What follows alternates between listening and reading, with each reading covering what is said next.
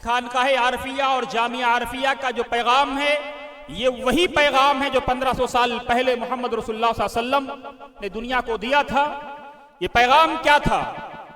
ये पैगाम प्यार का, प्रेम का, भाईचारे का, और ये वही पैगाम था जिसको इकबाल ने कहा है हिंदुस्तान की सरजमीन से जो निकला, मीरे अरब को आई ठंडी हवा जहां से, मेरे अरब को आई ठंडी हवा जहां से, मेरा चमन वही है, मेरा चमन वही है। तो ये वो हिंदुस्तान है जिसके बारे में इकबाल ने कहा, जरा नम हो तो ये मिट्टी बहुत जरखेज है साकी। जरूरत इस बात की है कि हम अपने दिलों को मोम करें।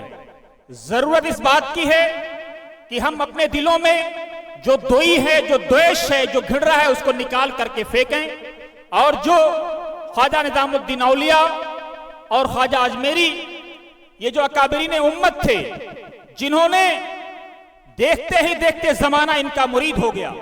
इन्होंने कोई ऐसा मंत्र, कोई ऐसा जादू नहीं फेंका था, बल्कि जो इस्लाम का जो लंगर का निजाम है, भूखों को जो खाना खिलाने का निजाम है, ये वही निजाम है जो खानकाहों से चला। और आज इस निजाम के सबसे बड़े दिल दादा और आशिक हमारे सिख भाई नजर आते हैं।